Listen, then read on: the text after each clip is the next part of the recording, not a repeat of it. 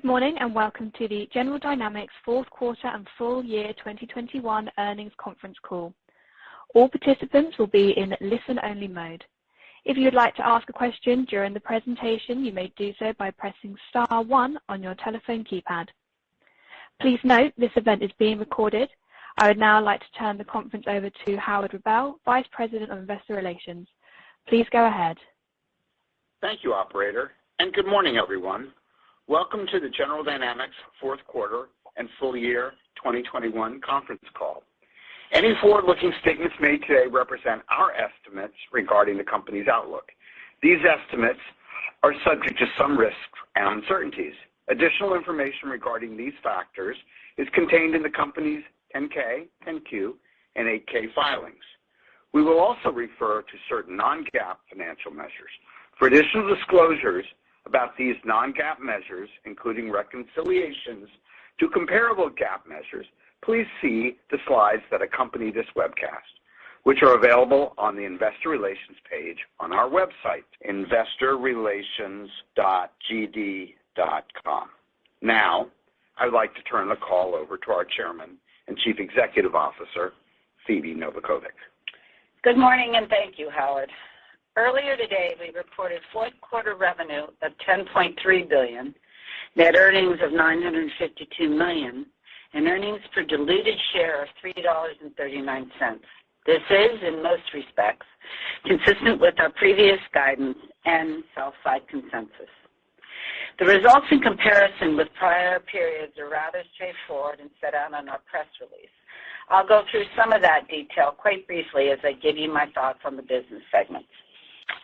As we indicated that it would be, the final quarter is our strongest quarter of the year in both revenue and earnings. In fact, earnings, operating margin, net earnings, and return on sales improved quarter over the prior quarter throughout the year. It was a nice, steady progression of sequential improvements. On a sequential basis, suffice it to say that revenue is up $724 million, operating earnings are up $106 million, and earnings per share are up 32 cents. So, all in all, a solid quarter with good operating performance. For the full year, we had revenue of $38.5 billion, up 1.4% from 2020, net earnings of $3.26 billion, up 2.8%, and earnings per fully diluted share of $11.55, modestly better than consensus and up 55 cents over 2020.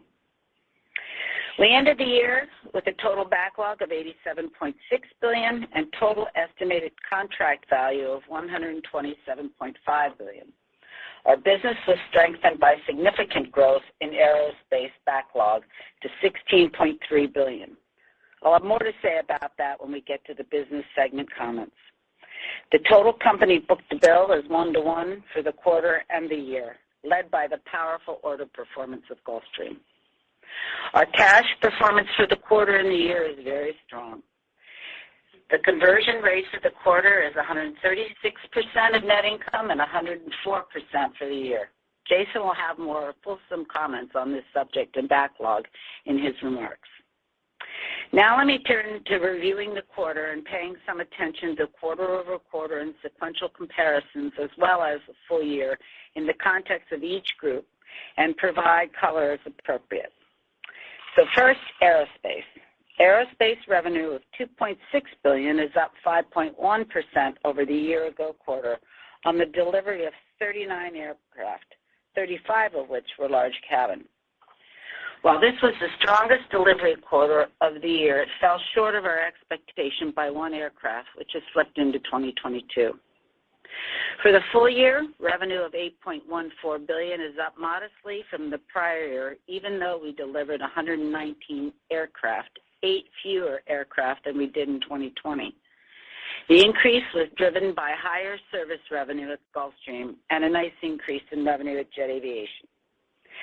Fourth quarter aerospace earnings of $354 million are down $47 million from the year-ago quarter, even though revenue was $125 million higher, resulting in a 270 basis point reduction in operating margin. The major source of the variance is a $50 million increase in net R&D costs driven by the certification effort on the G700 and G800 and accelerated work on the G400. The year-ago quarter was also helped by a significant launch assistant payment that was an offset to gross R&D. Nevertheless, aerospace operating earnings and margins are better than anticipated by consensus. The same can be said for the full year result. I should also point out that aerospace margins improved throughout the year, and that was true with respect to both Gulfstream and Jet Aviation. At mid-year last year, we told you to expect revenue of about $8.2 billion, operating margin around 12.4%, with earnings of $1.01 billion. We finished the year with revenue of $8.14 billion, operating earnings of $1.03 billion, and a 12.7% operating margin. In sum, we were slightly better on earnings and margin, but very close to our forecast on revenue. Far and away, the most important story in the quarter for aerospace and frankly for the company was the extraordinary order activity at Gulfstream. Last quarter, I told you that orders in the third quarter bordered on the spectacular. This quarter, they were significantly better. Order activity in the quarter was beyond anything we had seen since 2008 with the introduction of the G650. Demand that turned very good in mid-February and continued through the second and third quarters was red hot in the fourth quarter. Let me give you the particulars. The aerospace group in dollar-denominated orders had a book-to-bill of 1.7 to 1. Gulfstream alone was 1.8 to 1. In unit terms, it was over 2 times. Remember that these multiples are off of an increased denominator with 39 deliveries. This translates into very significant backlog growth. Aerospace added $1.6 billion to backlog in the quarter and $4.7 billion for the year. As we go into the new year, the sales pipeline remains robust and sales activity is brisk. The buildup in backlog and the pace of current demand leaves us with a rich problem, but a problem nonetheless. How do we satisfy the demand manifest in our current backlog, supplemented by continuing brisk activity, having previously turned down production? Can the supply chain support us? Are we ready? Well, the answer is we will increase production in 2022, but not to where it needs to be. Remember also that some of our increased production in 22 will be in building G700s and G800s that will not deliver in 22, a pre-build, if you will. As it turns out, the long pole in the tent is manufacturing wings, which we do ourselves. You may recall that we previously vertically integrated wing supply because of failures in the supply chain. So what do we need to do? We need to expand our new modern wing facility and acquire another set of tools and fixtures. All of this is underway and will be in place to satisfy our needs for 23 and beyond. This leads to the question of what are the implications of this for 2022 guidance. I'll address 22 guidance a little later. Further, given the robust and enduring backlog at Gulfstream, we also feel comfortable with giving you a look at what is anticipated for 23 and 24 as well. Finally, on the new product development front, all 5 G700 flight test aircraft are flying and have over 2,200 flight test hours. We have completed over 65% of all required testing. Next, Combat Systems. Revenue in the quarter of $1.89 billion is off 3.7% from the year-ago quarter. Operating earnings of $281 million are off $28 million on a 90 basis point decrease in operating margin.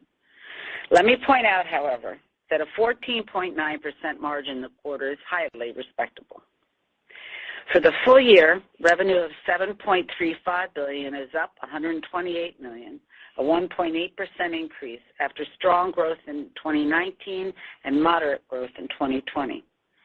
Operating earnings for the year of $1.07 billion are up $26 million, a 2.5% increase. By the way, this performance is in line with the guidance we provided earlier in the year. As we look forward to the next few years, we believe that combat volume will soften somewhat in the increasingly constrained budget environment faced by the U.S. Army. While our platform programs remain critical to the Army warfight, we may see some contraction, in part offset by international growth in Abrams and wheeled combat vehicles. We will continue to drive margins as we always have.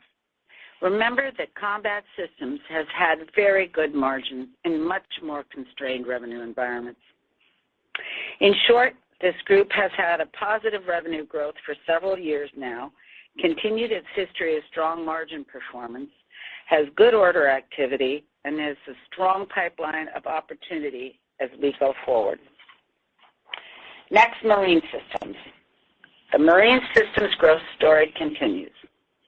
Fourth quarter revenue of $2.9 billion was up less than 1% over the year-ago quarter. However, revenue is up 8.8% sequentially and 5.5% for the full year. Similarly, operating earnings are down somewhat in the quarter, but up sequentially and for the full year. Once again, this is the highest full year of revenue and earnings ever for the Marine Group. In our initial guidance to you, we anticipated revenue of about $10.3 billion, operating margin of 8.3%, and operating earnings of $855 million. We came in above that for both revenue and earnings and spot on the predicted operating margin. Our shipyards have continued to perform well, overcoming most of the challenges that COVID lay in our path. First, continuing to operate without ceasing throughout COVID, and more recently managing labor shortages, part shortages, supply chain disruptions, and increasing commodity prices. Importantly, on the latter point, our long-term shipbuilding contracts provide protection from material escalation. I'm happy to report that we are working very well with the Bath unions and workforce, and together we have worked to put the past behind us and concentrate on improving schedule and performance. As a result, Bath has begun to see improvement on both scores. In response to significant increased demand from our Navy customer that you'll see in these results, we continue to invest in each of our yards, particularly at EB, to prepare for Virginia Block 5 and the Columbia Ballistic Missile Submarine. Suffice it to say that we are poised to support our Navy customer as they increase the size of the fleet and deliver value to our shareholders as we work through this very large backlog. Finally, the Technologies Group, which consists of GDIT and Mission Systems. Just to remind you, this is the group in the defense segment that had the most impact from COVID-19, with the most remote participation from employees and the most difficulty accessing customer locations whose employees also have been working remotely. It is also where we had the most impact from the short supply of chips and other key components at Mission Systems. With that said, let's turn to the results and commentary on the group and the specific businesses. For the quarter, Technologies had revenue of $2.98 billion, off 7.9% from the year-ago quarter. Operating earnings, however, of $334 million are off only 5.1% on a 30 basis point improvement in margin. The operating margin of 11.2% is the strongest since the formation of this group. Revenue for the full year at $12.46 billion is off 1.5%, but earnings are up $64 million or 5.3% on a 60 basis point improvement in operating margin. All considered, the group performance showed good strength and earnings are in line with guidance from us. Revenue came in at $543 million below our guidance, driven by Mission System challenges that we have discussed last quarter, offset in part by 2.2% growth at GDIT. Margins at both companies were very good, enabling us to meet our earnings forecast. So very good operating leverage in a very challenging environment. The group enjoyed a nice order quarter with significant wins and a book-to-bill of 1-to-1, a little bit stronger at GDIT and a little bit lower at Mission Systems. Mission Systems did a very good job overcoming many of their supply chain challenges and is working hard to satisfy the pent-up demand that was driven by a significant backup of work orders in some customer sites and by supply chain shortages. Turning to IT, our Fed and Civilian division had a particularly strong year in 21, and helped drive a 60 basis point improvement in margin over 2020. And as has been the case since the acquisition, GDIT's cash performance was outstanding, well in excess of 100% of their imputed net income. GDIT's backlog at the end of 2021 was $8.7 billion, 4% higher than year-end 2020. Book-to-bill was 1.1 to 1 on sales growth of 2.2%. This is notable in light of the dollar value of GDIT wins ensnared in protests that went from about $800 million at the end of 2020 to a whopping $6 billion at the end of 21. While we expect these protests will resolve in our favor, protest resolution timing is outside our control. As we look into 22, we have a healthy pipeline of opportunities to pursue as customers focus on digital modernization and over $32 billion of bids, largely all new work, awaiting customer decisions. So all in all, we expect a good year for the business. Let me turn the call over now to Jason Aiken, our CFO, for additional commentary, and then return with our guidance for next year. Jason? Thank you, Phoebe, and good morning. The first thing I'd like to address is our cash performance for the quarter and the year. As you can see from our press release exhibits, we generated $1.3 billion of free cash flow in the fourth quarter, or 136% of net income, with strong cash performance across all four segments. That resulted in free cash flow for the year of $3.4 billion, a cash conversion rate of 104%. That was nicely ahead of our anticipated 95 to 100% of net income, and again reflective of solid performance across the company, but in particular the strong order activity at Gulfstream. That strong performance enabled us to continue our balanced and robust capital deployment activities. To that point, capital expenditures were $385 million in the quarter, or 3.7% of sales. That's up more than 10% from the prior year and brings us to $887 million for the full year. Of course, Marine Systems continues to drive the elevated CapEx with facilities investments in support of the unprecedented growth the group is experiencing now and for the next decade plus. The full year total for capital investments at 2.3% of sales is slightly below our original expectation of 2.5%. That's due strictly to the timing of the phasing of those projects. While our investments to support the Navy's submarine programs have peaked, we expect capital expenditures to remain somewhat elevated at about 2.5% of sales in 2022, slightly higher than 2021, before returning, as we forecast for some time, to our more typical 2% range in 2023 and beyond. We also paid $332 million in dividends in the fourth quarter, bringing the full year to $1.3 billion. And we repurchased 1.8 million shares of stock in the quarter, bringing us to just over 10 million shares for the year for $1.8 billion at just under $179 per share. With respect to our pension plans, we contributed $135 million in 2021, and we expect that to decrease to approximately $40 million in 2022 as a result of the ARPA funding release. As we've discussed for some time, we expect to continue to generate cash in the 100+% conversion range in 2022 and beyond. Our outlook assumes the unfavorable impact of the capitalization and amortization of research and development expenditures for tax purposes beginning in 2022 as called for under current law. There's proposed legislation to delay the effective date of this requirement, but we'll have to wait and see if it's approved by Congress and signed into law. Assuming there is a deferral of the R&D capitalization provision, we would expect our free cash flow to be in the 110% conversion range.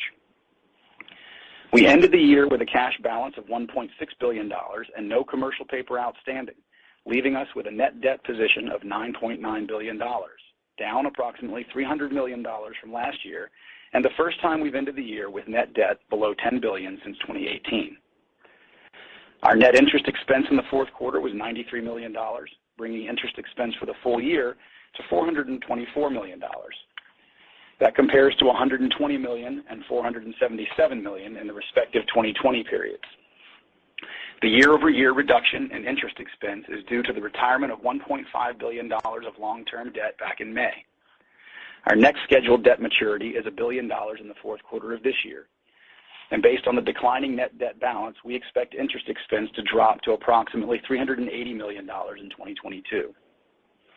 Turning to income taxes, we had a 15.9% effective tax rate in the fourth quarter and for the full year, consistent with our previous guidance. Looking ahead to 2022, we expect the full year effective tax rate to remain around 16%.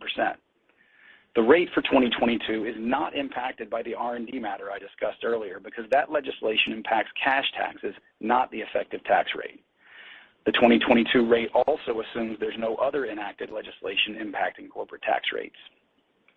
From a quarterly phasing perspective, we expect the first quarter rate to be lower due to the timing of certain tax items, so the rate for the remainder of the year will naturally be higher given the full year forecast. Order activity and backlog were once again a strong story with a 1-to-1 ratio for the company in the fourth quarter and for the full year. As Phoebe mentioned, order activity in the aerospace group led the way with a 1.7 times book-to-bill in the quarter and 1.6 times for the full year. As a result, the group's backlog was up 40% in the past year. Technologies recorded a book-to-bill of 1-to-1, and within that group, GDIT was 1.1 times. We finished the quarter with a total backlog of $87.6 billion and total estimated contract value, which includes options and IDIQ contracts, of over $127 billion.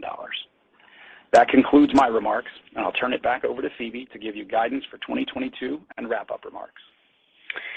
Thanks, Jason. And with that, I'll turn to our expectations for 2022.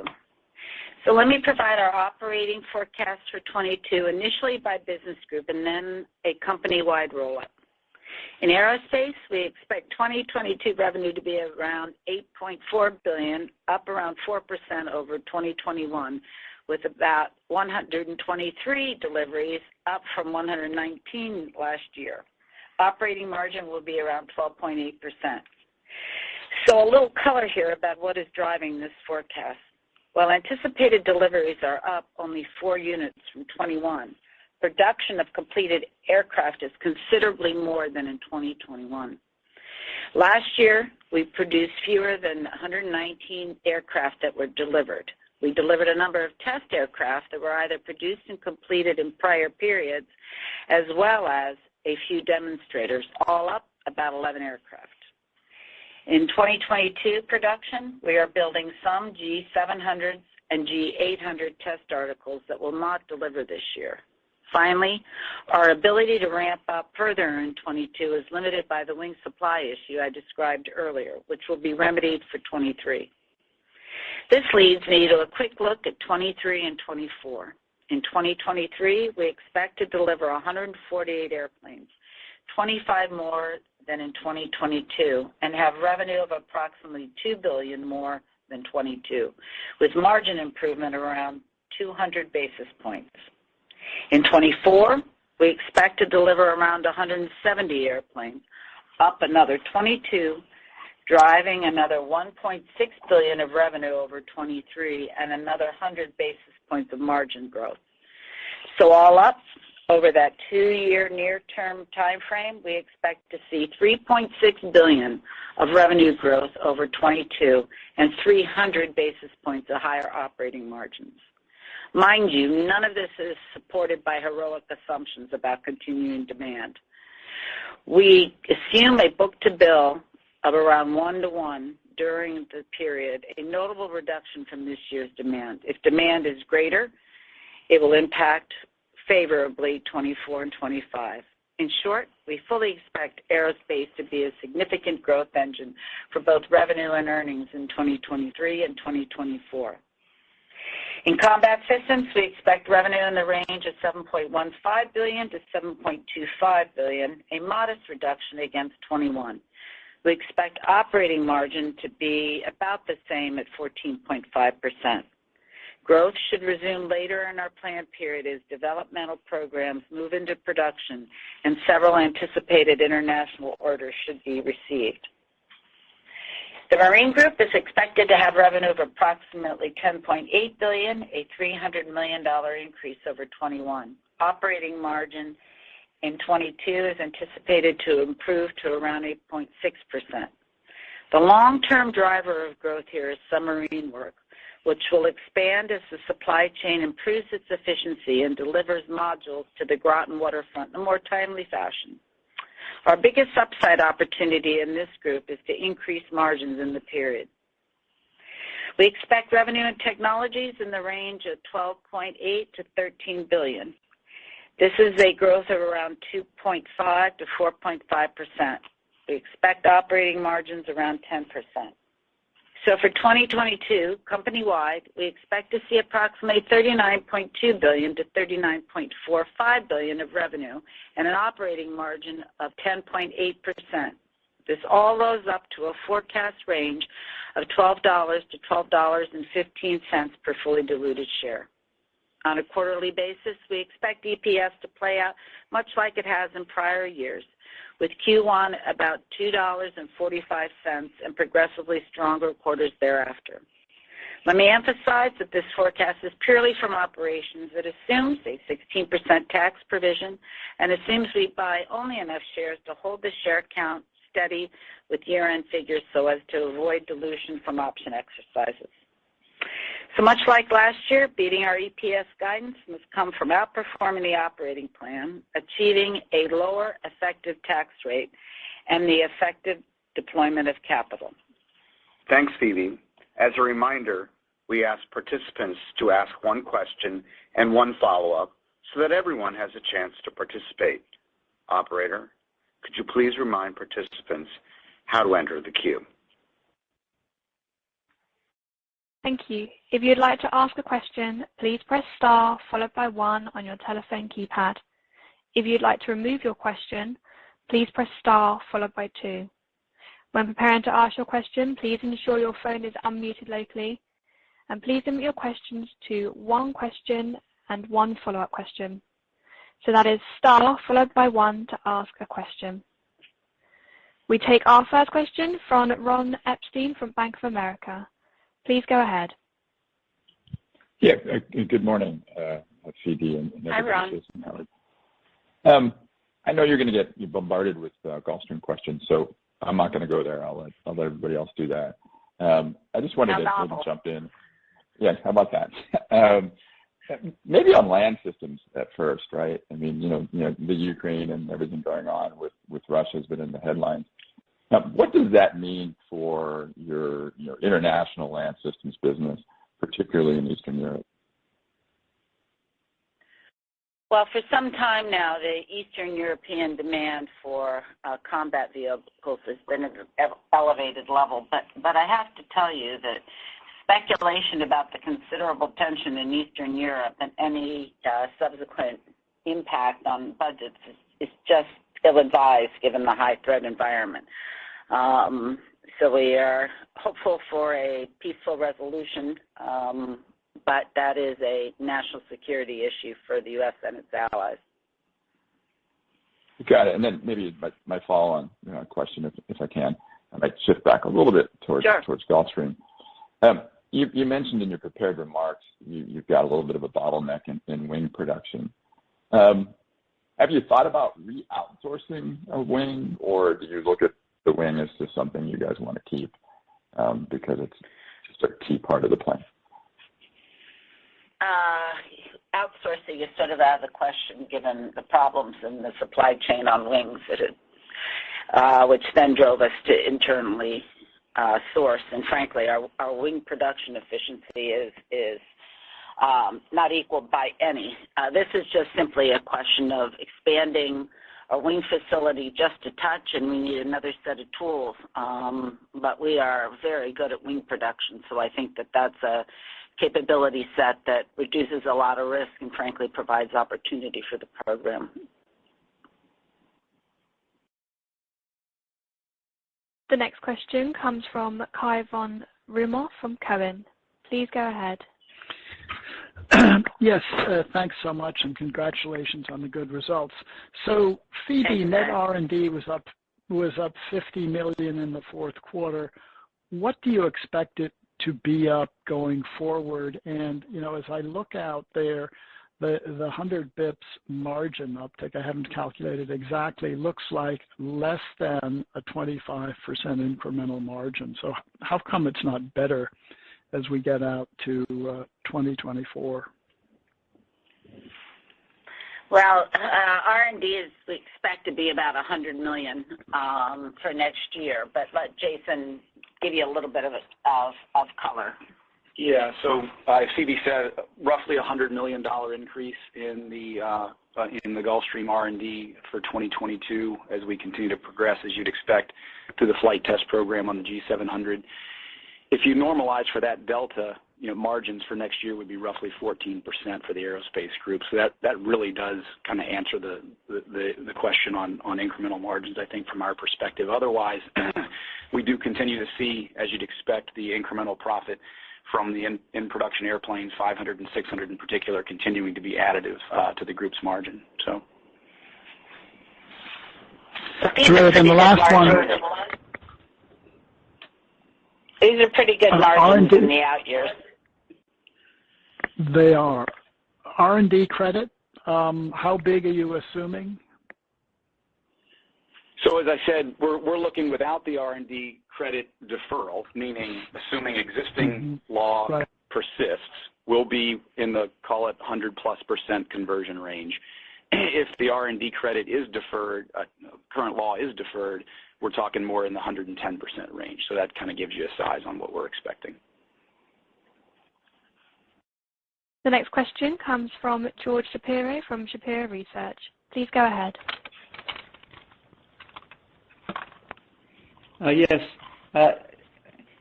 Phoebe, the 4 higher deliveries in 22 that you spoke about, are they G700s or what's the status? Because I knew you thought that you'd deliver some G700s in the fourth quarter.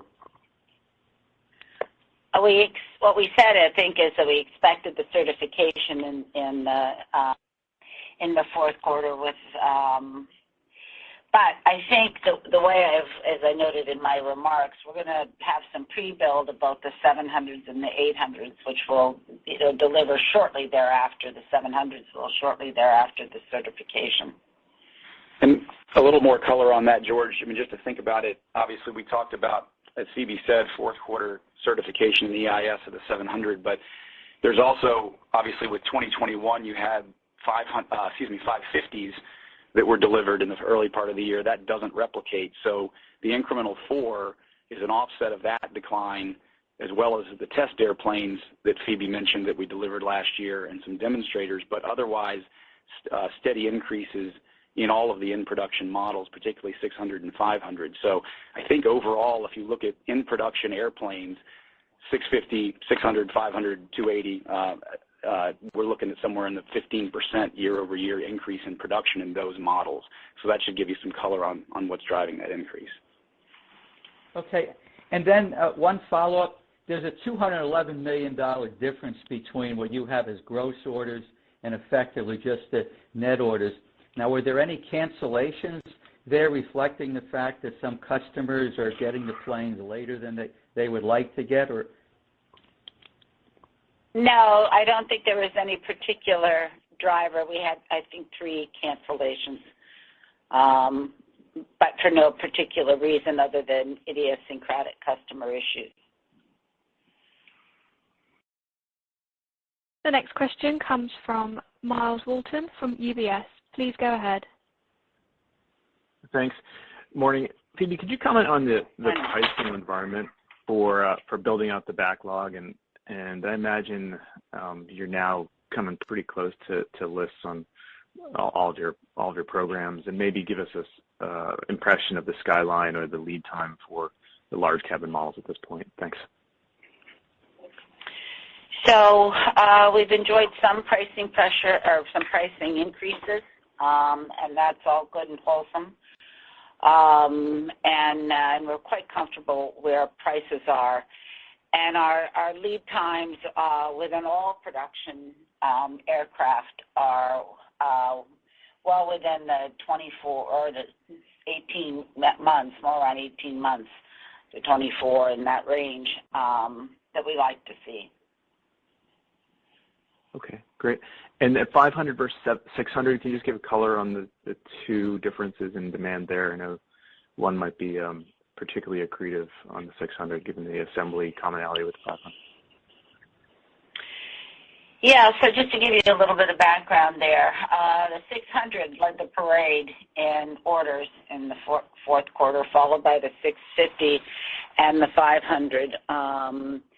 The 600 margins are obviously quite nice, and 500 are improving. And of course, 600 we've always enjoyed good, or 650 we've always enjoyed good margins. So we're seeing some very nice operating margins at the gross margins at the airplane level. The next question comes from Robert Stallard from Vertical Research. Please go ahead. Thanks very much. Phoebe, maybe to touch on some other issues, I was wondering if you could maybe give us some more clarity on the supply chain at this point and some of the obstacles you've been facing across the company and whether they're getting any better.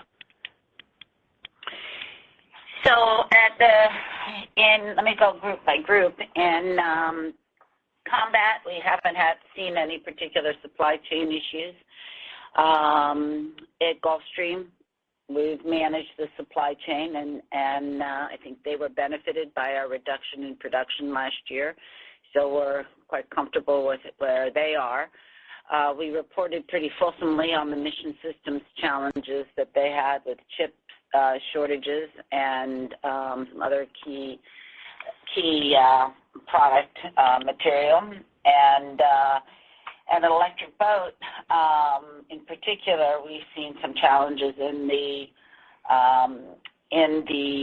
submarine supply chain, largely manifest in Virginia schedule variants. So we've pretty widely reported that. But we're continuing to work with the Navy, to kind of shore up that supply chain so we can get normalized Virginia schedules. Okay, and then maybe a follow-up to Miles's question on the aerospace lead times. I think you just said 24 months is what you're seeing in some cases. That sounds a bit longer than what we've maybe heard in recent years. Are you seeing any customers essentially saying that's too long and maybe going somewhere else to get their jets? No, we haven't. And as I said, 18 to 24, but 24 is only in a handful of cases. But we haven't had any customers say, well, I'll go elsewhere because we're in the backlog. I'm going to go elsewhere, cancel my order because I want my airplane faster. And frankly, we're ramping up production to accommodate that demand, that backlog, and what we see as nice, solid demand going forward. So we're quite comfortable where we are in our lead times. The next question comes from Robert Spingarn from Melius Research. Please go ahead. Hi, good morning. Morning. Just Phoebe, sticking with supply chain and labor, can you frame the risk to entry into service for the 3 new aircraft programs, the 700, 800, and the 400, and how we should think about potential slippage or whether you've got that covered at this point? Well, with respect to labor, we've seen some wage increases in engineering force at Gulfstream, but we have covered those. We have some increasing prices to offset that. But we don't see any labor issues with respect to the delivery of these airplanes. And as I say, the supply chain has been pretty stable here. So not an issue. Is labor affecting or clearances affecting technologies at all? Is it limiting growth? So, it's, particularly in the tech industry, any company that's got large exposure to tech experts has certainly had their challenges in mobility, but I will say GDIT is holding up very nicely. Attrition is at pre-pandemic levels. So we're holding our own, but very mindful this is a valuable workforce and coveted by many. Okay, thank you. The next question is from Doug Harned from Bernstein. Please go ahead. Good morning. Thank you. At Gulfstream, when you described a pretty high-class problem here in terms of demand, and when you get out to 2023 and 2024, though, you have a pretty diverse set of programs at that point. How do you look at this in terms of both your operations and the supply chain just to manage that complexity? So one of the many things that Gulfstream has been quite good at is managing its operations and having very strong operating leverage. And we have brought the supply chain along with us. So all of our estimates that we're giving you are fully accounting for what we expect the supply chain to be able to manage, as well as our own operations. So we're quite comfortable that we do not have an operating challenge. So no, you're not really seeing any additional issues with this mix when you get out in that time frame? No. The next question comes from Sheila Kahyaoglu from Jefferies. Please go ahead. Good morning, guys. Thank you. Phoebe, I'll take a Gulfstream in 24 months. I'll wait for it. Hi. So I'm going to ask about Aero because it is a lot of the EPS expansion we have between 21 and 24. So you've been so generous with your comments, but I can't quite square away aerospace margins for 2022, and I was wondering if you could help a little bit with that. Just given pricing should be a tailwind, and I think mix improves from 21.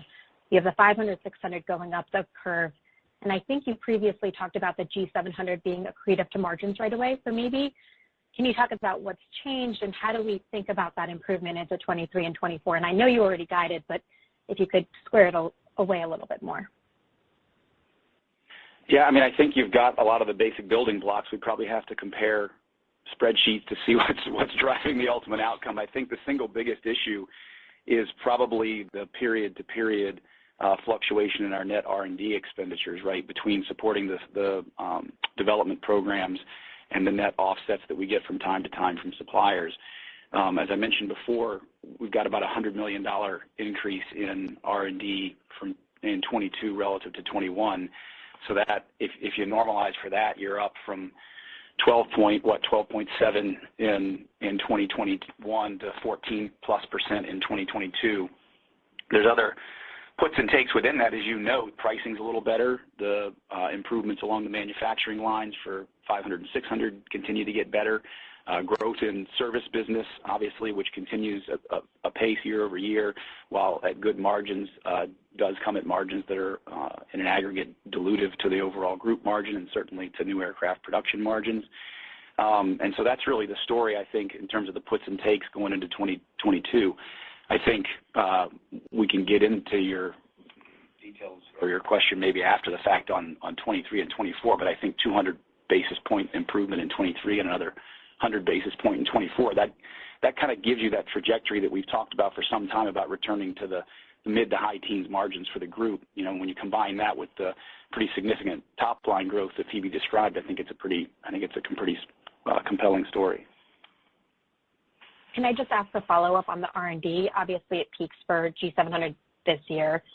When do we see that for the 400 and the 800? So obviously the 800 comes into play shortly after the 700, so you should kind of expect to see that follow in a similar pattern. And I think we said the 400 enters service in 2025.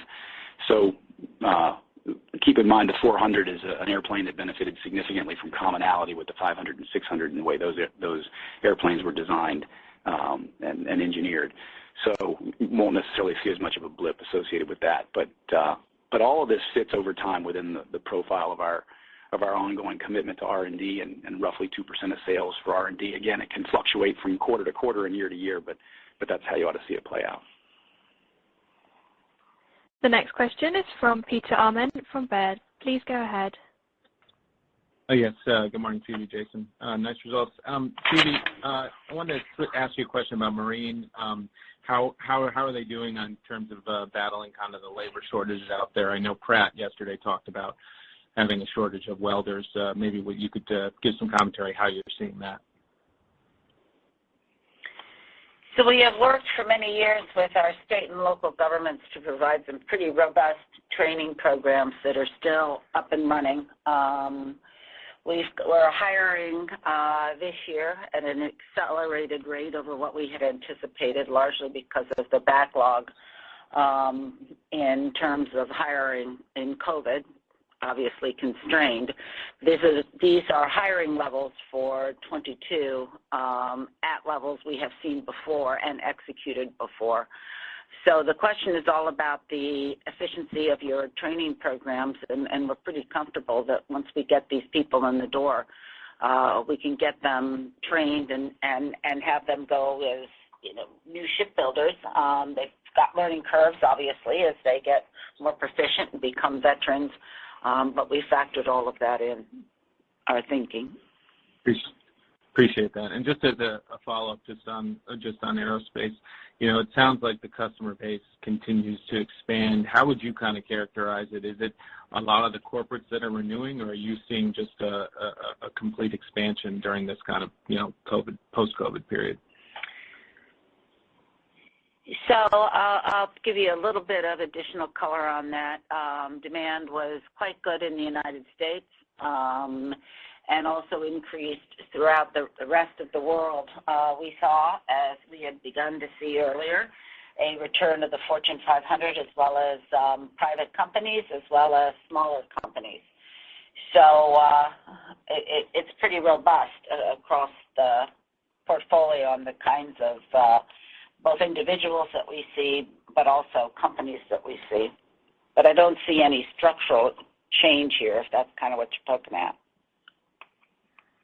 in terms of new entrants. Next question. Go ahead, I'm sorry. Apologies. The next question comes from Seth Seifman from JP Morgan. Please go ahead. Hey, thanks very much, and good morning.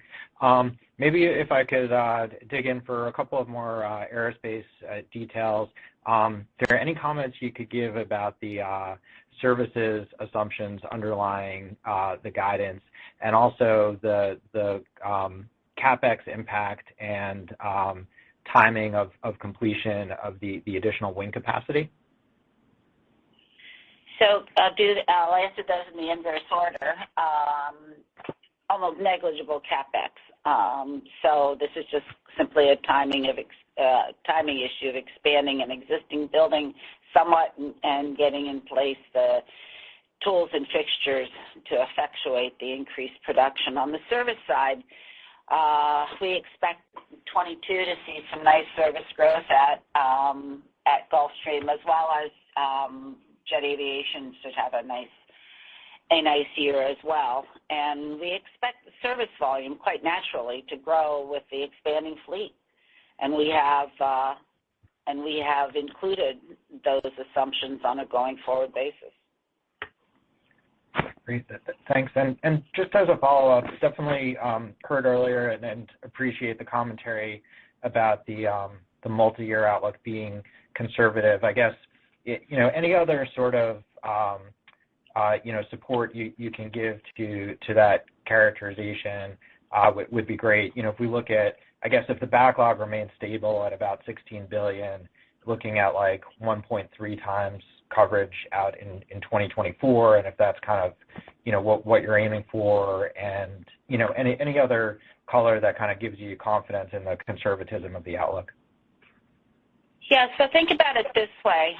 What I wanted to explain is that the guidance we were giving you for 23 and 24 was based on a 1-to-1 book-to-bill. Clearly, if it's better than that, we'll increase production accordingly. But for planning purposes, that's what we have assumed, and I think that's prudent planning. The next question comes from David Strauss. Go ahead. David? The next question comes from David Strauss from Barclays. Please go ahead. Okay. Phoebe, can you hear me? Yep. Loud and clear. Okay. So you gave us a little bit of a longer-term outlook, obviously, Gulfstream. One asked about Marine and Combat. I think, Marine, you'd previously said expect kind of $400 to $500 million in incremental revenue a year.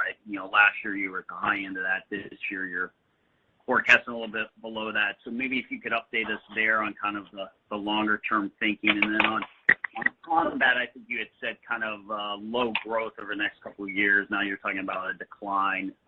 So what's the longer term view, I guess, on combat, and how much could the fiscal 22 budget that still yet to be decided but looks pretty good for you guys, how that might influence things? So let's talk about Marine. We have for some time said that we expected revenue growth in the $400 to $500 million range. We still expect that. Next year is a little bit later, a $300 million increase, and that's largely just workload timing. When I go to combat, so I think what we are anticipating is some decrease in pressure on the Army budget. Look, we're in 23 in particular, so we're pretty early on in the budget for that fiscal year. We don't have full OMB or OSD passbacks, but I think that the pressures on the Army budget have been very well articulated, and while we expect that ultimately the funding levels for our platform programs will be sufficient and relatively stable, we will see some rather dramatic drop-offs in O&M funded accounts like maintenance, for example. So we are factoring all of that into what I see as that increased Army pressure. We're factoring all of that into our estimate for between 1% and 3% lower growth this year, but we anticipate growth returning as a number of these international orders come in a couple of years, as well as new Army starts. So I think we have given you a balanced and realistic view of combat. Okay, and a quick follow-up. What are you assuming for the CR this year in terms of what you have baked into your defense guidance? So for this particular CR, given our portfolio and the prior year funding levels, we don't see a material impact at all, almost nothing. The next question comes from David Strauss from Barclays. Please go ahead. You already got me. Thank you. You already got David. But he could go for an encore at some point. My apologies. We have Matt Akers from Wells Fargo. Please go ahead. Hi, guys. Thanks for the question. There was some commentary around the budget discussions about potentially going to 3 a year on Virginia class. Could you comment on how feasible that is and sort of what further investments required, what kind of time frame that might be possible? So we've been talking to our Navy customer, and clearly some investments would be required. But I think, too, at the moment, we need to get the supply chain stabilized on the 2 a year cadence before we actually think about really ramping up to 3. It is doable. We just need some time for that supply chain to adjust from the ravages of COVID. Great, thanks. And I guess a couple details within the cash flow outlook for 22. Can you say how big the impact of that pre-build is that you discussed at Gulfstream, and then also could you just update what's the latest on the large international receivable, and is that meaningful as an impact for 2022? Yeah, I think on the Gulfstream side, while we are having, as Phoebe mentioned, the ramp up on the 700 and the pre-build on the 800, that's not a material impact that we see in terms of a headwind. Gulfstream ought to be a nice producer of cash again this year. Obviously not quite to the extent as last year. As we mentioned, we sold off a lot of the inventory, in particular in the test airplanes, so it won't have quite the trajectory it did last year, but it will still be a nice contributor on cash. So don't see that as a headwind. On the international side, the International Canadian Wheeled Vehicle program we've talked about for some time remains on track. That program is in a great position, both in terms of the performance of the vehicle and the performance of the production line, and we continue to receive payments as scheduled per the renegotiated extension of that contract that occurred back in 2020. So all in a good place in that regard. Operator, we will take one last question. Please go ahead. Thank you. So our final question then comes from Richard Safran from Seaport Global. Please go ahead. Hi. Good morning, Phoebe, Jason, and Howard. How are you? Morning. So at Technologies, I was impressed by that $32 billion comment that you made. What % of that is adjudicated in 22? Is it all of it? And would you be able to tell me how much of that is recompetes? And I ask because I'm assuming that recompetes come with a bit of a higher win probability. Those are largely new work in the $32 billion, and they, the customer adjudicates that as they get to it. But I think we've recognized as well that not only is it the customer decision cycle, but it's also this environment of rampant protests that affect the timing of any of these wins, and they're significant. Yeah, and just as a very quick follow-up here, Jason, I heard your opening comments about what you were going to do with debt, and I wanted to know, just to be clear, your fourth quarter maturities, is that the extent of debt reduction this year? And if you would, longer term, could you just tell me what your overall debt reduction target is, and when you think you might be able to get there? Yeah, the $1 billion that matures in November of this year is the only maturity this year, so you've got that right. In terms of the longer term, we'll obviously play that out as it goes. We've indicated that we have a reasonable debt ladder out over the next several years that offers us the opportunity to continue to step down the debt in, call it, $1 billion to $1.5 billion increments over time. That said, we've never indicated we were going to go back to the essentially zero net debt that we had before the CSRA acquisition. So somewhere in that period, with flexibility remaining open, we'll decide where the right point is to settle out on that. And frankly, if there's an overarching sort of guiding light that we have around that, it's continuing to target and try to sustain a mid-A credit rating. And obviously, there's a lot of factors that go into that, but that's really sort of the compass that we have around the debt trajectory. Well, thank you all for joining our call today. And as a reminder, please refer to our website for the fourth quarter earnings release and our highlights presentation, which will now include our outlook. If you have any additional questions, I can be reached at 703-876-3117. Thank you. Katie. Thank you all for joining. This now concludes today's call. You may now disconnect your lines.